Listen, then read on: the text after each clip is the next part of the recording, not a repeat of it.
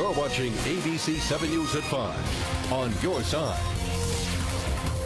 More criticism for Metro tonight over the slow response to last Monday's incident that left a yellow train and the L'Enfant Plaza station filled with smoke. And that incident now blamed, of course, for Carol Glover's death. Services were held for that grandmother of 3 today in the district.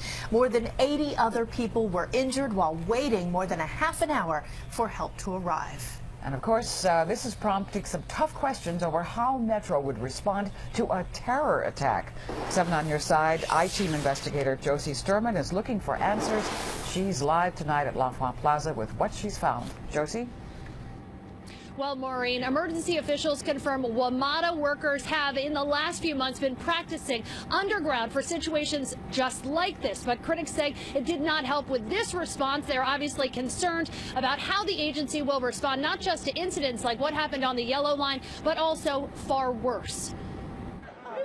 Sophia Brothers was in no rush to get back on the Metro after last week's incident on the Yellow Line. You just sort of live with the sort of buzz in the back of your head. The buzz this week still about what some believe was a slow response by Metro. Anything could happen, like I said, and we should have it down to a science by now. Instead, critics have called out Metro for delayed response and difficulty communicating, leaving Metro riders trapped waiting for help. The mishaps were shocking and unacceptable, according to Congresswoman Eleanor Holmes Norton, who believes this incident shows Metro isn't fully prepared to handle something worse, like an act of terrorism.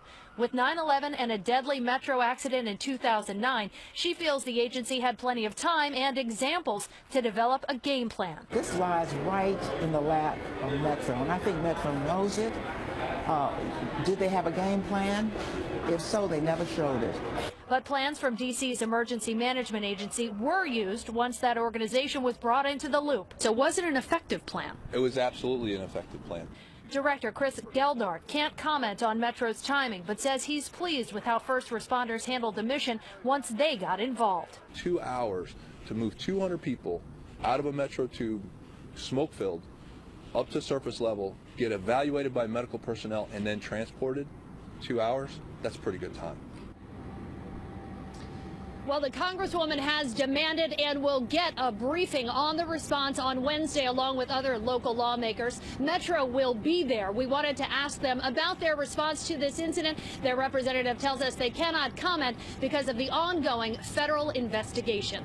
Live in Southwest Washington, Josie Sturman, ABC 7 News. Josie, thank you. And you can count on ABC 7 and the 7 on your side team. They will continue pushing for answers as to what went wrong last Monday on Metro. We will bring you new details as we learn them on air and on our website, WJLA.com.